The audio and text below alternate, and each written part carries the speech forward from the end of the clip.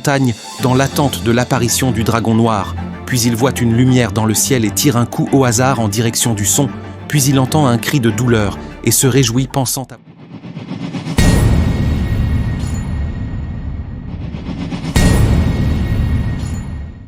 Bienvenue de nouveau.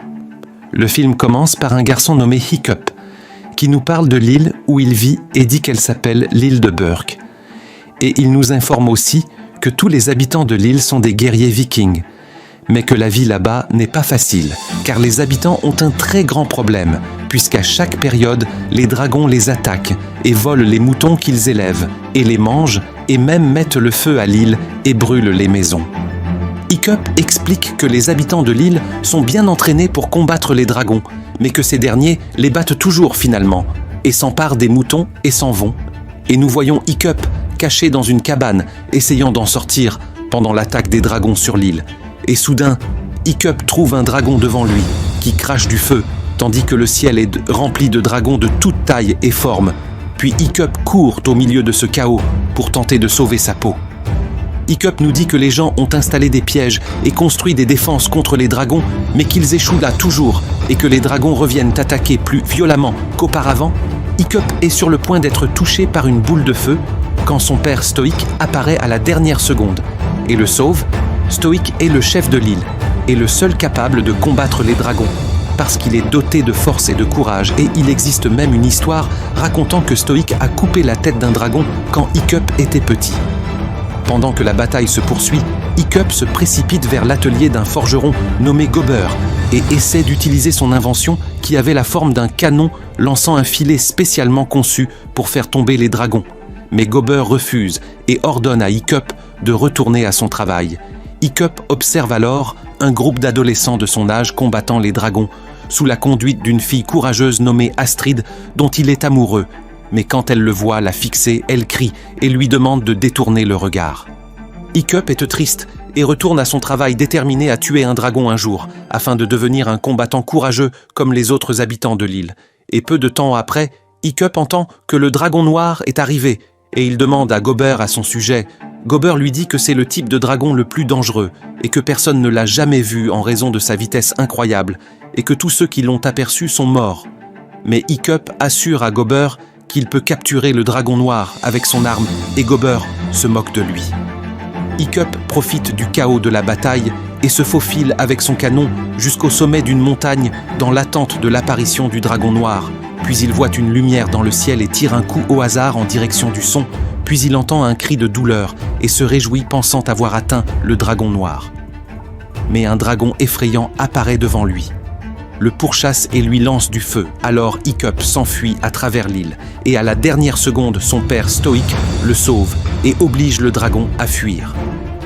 La bataille a laissé après sa fin des destructions dans la ferme, et les dragons ont volé ses moutons aux habitants de l'île, tandis que Hiccup s'excuse auprès de son père et tente de lui dire qu'il a capturé le dragon noir.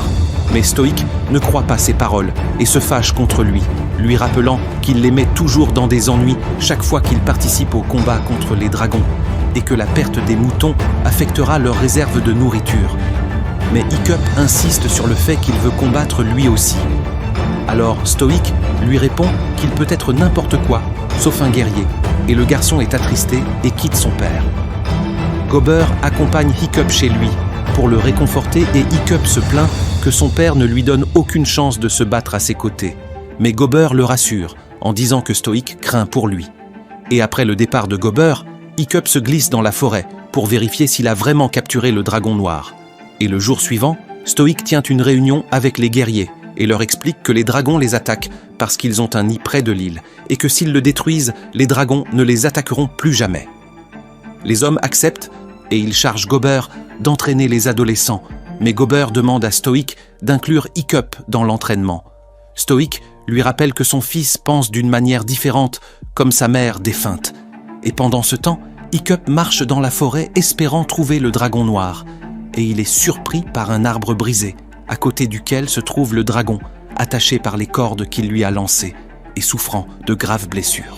Hiccup sort son couteau pour tuer le dragon noir, mais quand il regarde dans ses yeux, il ne voit pas un monstre effrayant, mais une créature pacifique, apeurée et souffrante, si bien que son cœur s'attendrit pour lui et il lui sauve la vie. Alors le dragon rugit vers lui, puis s'envole loin de lui avec difficulté à cause de sa blessure, et après le retour de Hiccup à la maison, son père lui dit qu'il rejoindra l'entraînement pour combattre les dragons. Mais Hiccup surprend son père en lui avouant qu'il a changé d'avis et ne veut pas tuer les dragons car ils lui paraissent les pacifiques. Stoic ignore les paroles de son fils et lui remet une arme héritée en lui disant que le moment est venu pour lui de devenir un guerrier et le garçon n'a d'autre choix que d'accepter. Et le jour suivant, Stoic et son peuple prennent la mer, tandis que Gobber emmène les autres garçons et Hiccup dans l'arène pour commencer un entraînement appelé le défi du feu. Et Gobber leur dit que le gagnant recevra le titre de chasseur de dragons et sera proposé pour diriger l'île après Stoic. Les spectateurs découvrent les concurrents Snootloot et Fishlegs et Tufnut et sa jumelle Rufnut, ainsi que la chef Astrid fortement pressentie pour remporter le titre. Et tout le monde est étonné quand Hiccup les rejoint et il semble qu'il soit dérangé par sa présence parmi eux. Puis Gobber annonce que celui qui offrira la meilleure performance aura l'honneur de tuer un dragon devant toute l'île. Puis Gobber ouvre la porte et un dragon trapu de petite taille à la mâchoire puissante sort. Les apprentis se précipitent vers les boucliers et Tufnut et Rufnut se disputent un seul bouclier. Alors le dragon leur lance une boule de feu et les élimine du concours. Les autres frappent bruyamment leurs boucliers pour distraire le dragon, tandis que Fishlegs continue de parler du livre des dragons et la créature lui jette une boule de feu. Il perd et sort lui aussi du concours. Snotlout profite du chaos et dit à Astrid qu'il ne reste plus que deux, car la présence de Hiccup ne vaut à rien. Mais une boule de feu le frappe et il est éliminé également. Hiccup essaie de reculer et de se cacher, mais le dragon le trouve, le plaque contre un mur et est sur le point de le tuer. Et alors Gobber intervient, sauve le garçon et renvoie le dragon dans sa cage déclarant que l'entraînement est terminé pour aujourd'hui et après le départ de tout le monde. Hiccup se faufile dans la forêt et atteint la vallée où se trouve le dragon noir qui était entouré de hautes roches. Et Hiccup voit qu'une partie de la queue du dragon est coupée et qu'il ne peut pas voler. Hiccup sort son carnet pour dessiner le dragon noir, mais son crayon tombe et le dragon sent sa présence et se prépare à l'attaquer. Et la nuit, les apprentis se réunissent et reçoivent de Gobber une leçon dans les arts du combat, où il leur recommande de lire le livre des dragons, légendaire, qui contient des informations sur tous les types de dragons et comment les combattre. Et Fishlegs semble heureux, parce qu'il est le seul à avoir lu le livre, tandis que les autres ne s'y intéressent pas et s'en vont. Hiccup rattrape Astrid avant qu'elle ne parte et lui demande de parcourir le livre ensemble, mais Astrid refuse. Mais Hiccup lui dit que les dragons ne sont pas des monstres comme ils le pensent et que leurs attaques ne sont qu'une réaction à l'invasion humaine de leur territoire. Astrid se fâche et dit que ces paroles viennent du fait qu'il est le fils du chef et qu'il est né dans une famille aisée et qu'il ne comprend pas le danger qui les menace. Et elle lui dit aussi qu'elle a grandi dans une famille pauvre et qu'elle s'est battue pour devenir une combattante et qu'il est de son devoir de protéger l'île en combattant les dragons, même si elle y sacrifie sa vie. Hiccup est surpris quand Astrid déclare qu'elle aspire un jour à diriger l'île. Et Hiccup lui dit que cela ferait plaisir à son père, car il la considère comme sa fille, et il aurait souhaité avoir un enfant comme elle. Et après le départ d'Astrid, Hiccup ouvrit le livre des dragons, légendaire, et y trouva des informations sur tous les dragons de toutes sortes, sauf la page du dragon noir qui semblait vide, sans dessin ni données, avec un seul avertissement, confirmant que les humains doivent éviter ce dragon à tout prix. Et alors Hiccup s'étonna d'avoir approché le dragon noir, sans être blessé par lui. Pendant ce temps, Stoic et ses guerriers s'approchaient du site du nid des dragons, où le brouillard recouvrait les lieux, et ils ne voyaient rien, et soudain, les rugissements des dragons résonnèrent autour d'eux, et les hommes se préparèrent et levèrent les yeux vers le ciel. Mais les dragons les attaquèrent par-dessous l'eau, et brisèrent les navires, tandis que d'autres essaims les assaillaient depuis le ciel. Et la plupart des navires de Stoic furent détruits, et il comprit que le nombre de dragons les surpassait largement, et ordonna à ses hommes de battre en retraite, et il s'avéra qu'ils étaient tombés dans un piège. Sur l'île, Hiccup et les apprentis affrontaient un nouveau dragon, et Gobber leur expliqua que celui-ci était rapide et intelligent, mais que sa vue était faible. Cependant, les apprentis minimisèrent le danger, et chacun se glorifia de pouvoir remporter le défi. Hiccup demanda à Gobber comment on avait découvert le danger que représentait le dragon noir, alors que personne ne l'avait jamais vu, mais Astrid l'interrompit en le mettant en garde de ne pas bouger, parce que le dragon approchait.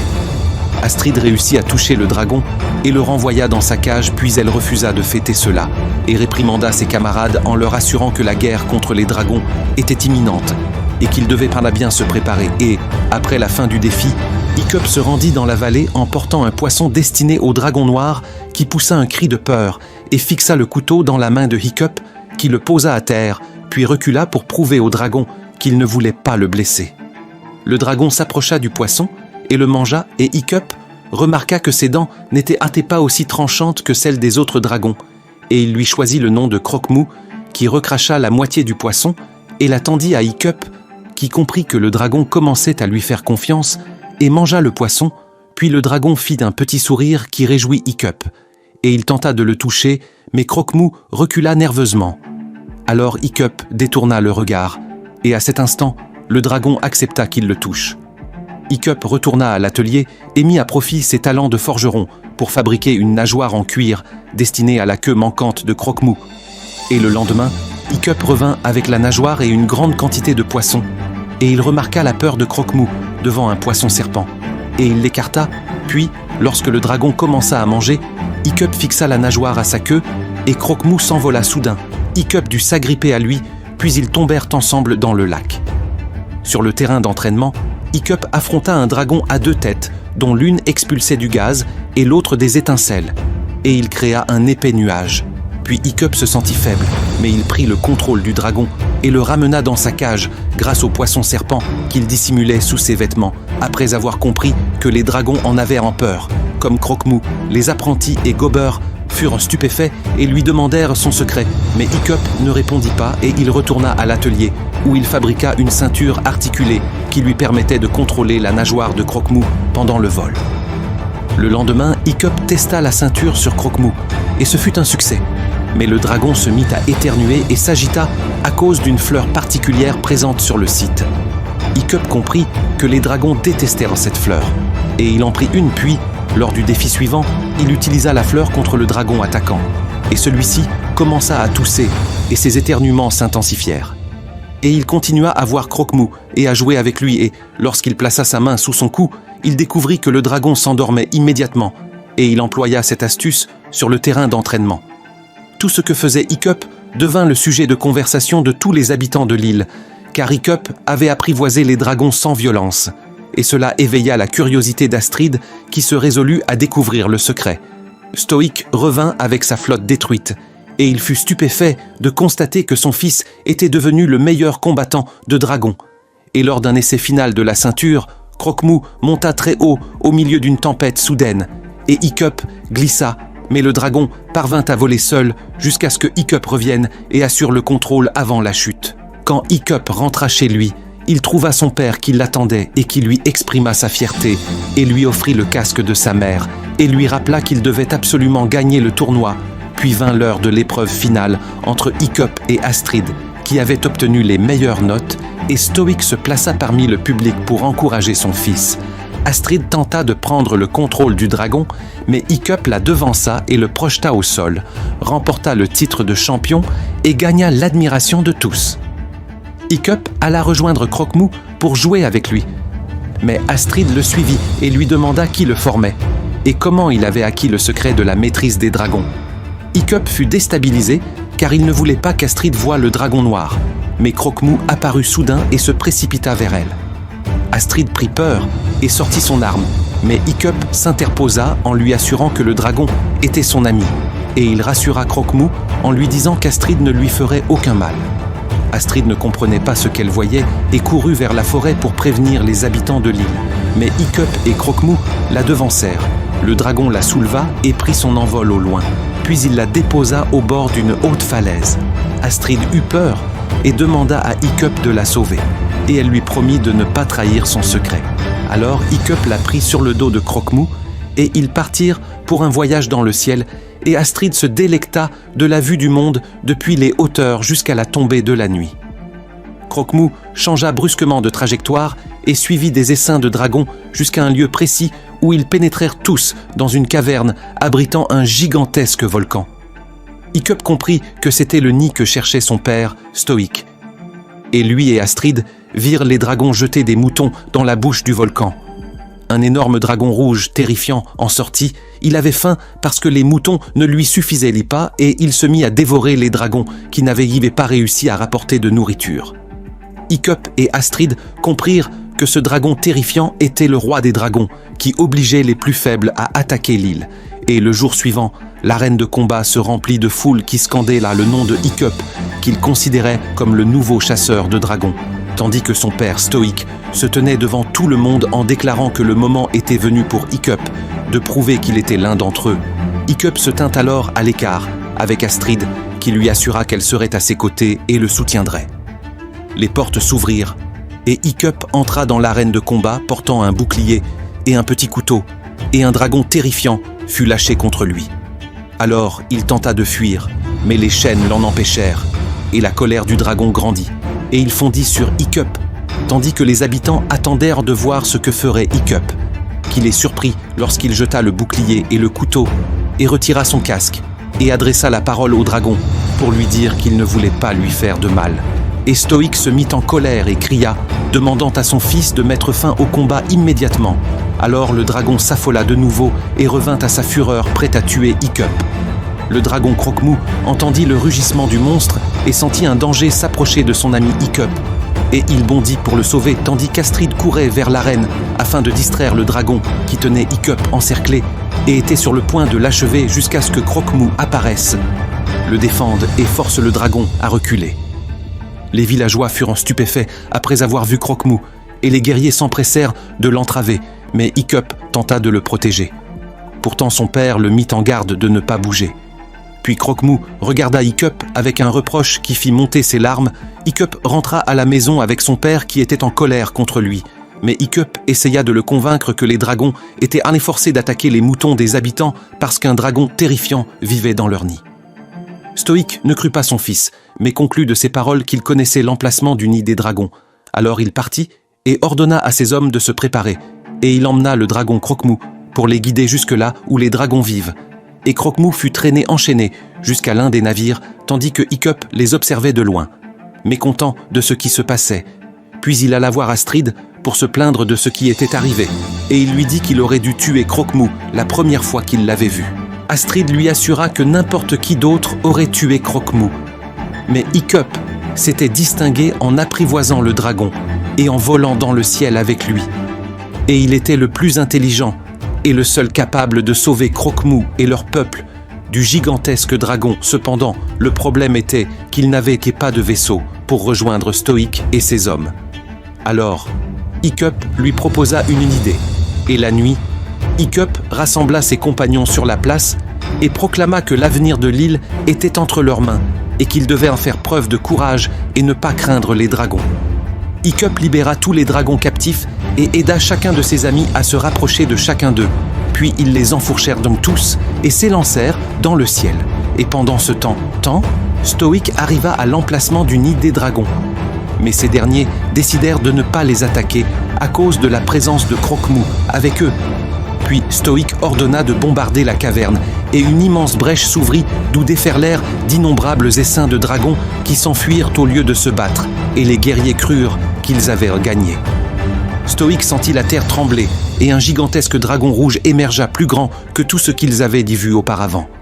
Le monstrueux dragon poussa un rugissement terrifiant et brûla les navires, et Croque-Mou tenta en vain de briser ses chaînes, tandis que Stoïque et Gober poussèrent une machine de guerre et lancèrent un projectile pour attirer la bête et sauver les hommes. Alors le dragon se tourna vers eux, prêt à cracher du feu, et à ce moment-là, Hiccup et ses compagnons arrivèrent en volant sur leur dragon et commencèrent à tourner autour du monstre pour détourner son attention, ce qui émerveilla Stoïque et Gober. Hiccup profita de l'occasion et se dirigea vers Croque-Mou pour détacher ses chaînes, tandis que Snotlout atterrissait sur le dos du dragon rouge et lui plantait sa lance dans l'œil, ce qui mit la bête en fureur et fit trembler la terre violemment et projeta Hiccup et Croque-Mou dans la mer. Hiccup essaya de libérer son ami sous l'eau, mais Stoïque le tira vers la rive, puis il plongea et retira les chaînes de Croque-Mou avant de refaire surface et de présenter ses excuses à Hiccup, reconnaissant son erreur, et ils rejoignirent le combat. Astrid vola autour du monstre pour détourner son attention et donna à Tufnut et Rufnut la chance de sauver Snotlout. Mais le dragon rouge saisit la queue du dragon qu'Astrid montait et elle sauta à l'intérieur de la gueule du monstre et brisa ses dents et libéra sa monture puis s'enfuit. Mais la bête tenta de la brûler cependant. Hiccup et Croque-Mou intervinrent et la sauvèrent.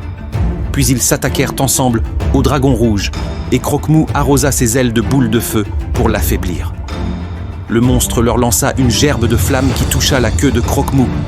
Mais Hiccup se précipita vers la gueule du monstre qui se préparait à lancer une boule de feu. Pourtant, Croque-Mou propulsa un projectile dans sa gorge et celui-ci explosa en lui provoquant une gigantesque explosion, tandis que Hiccup tentait de s'éloigner, mais la queue de la bête le frappa et il tomba dans les flammes. Alors Croque-Mou plongea au cœur du brasier et le sauva. Puis la fumée envahit l'endroit et Stoïque commença à fouiller parmi les débris à la recherche de son fils sans succès. Stoïque vit Croque-Mou étendu et pensa que Hiccup était mort et il pleura plein de remords. Et Astrid le consola, mais Croque-Mou leva soudain son aile et Hiccup apparut vivant. Et son père se précipita pour l'embrasser de joie. Et il remercia Croque-Mou de l'avoir sauvé. Et après un certain temps, Hiccup se réveilla chez lui et vit Croque-Mou à son côté. Mais il découvrit que sa jambe avait été amputée et remplacée par une autre en bois et en fer. Et il fut un peu triste, puis il la considéra comme un symbole de bravoure. Croque-Mou l'aida à garder l'équilibre jusqu'à ce qu'il puisse marcher. Et Hiccup sortit et remarqua que l'île avait changé et était plus belle qu'auparavant, et que les dragons vivaient en paix avec les habitants de l'île. Astrid s'approcha de Hiccup et lui dit qu'elle l'aimait, et Hiccup se réjouit, et s'envola avec elle et leurs amis sur le dos des dragons, décrivant des cercles heureux autour de l'île.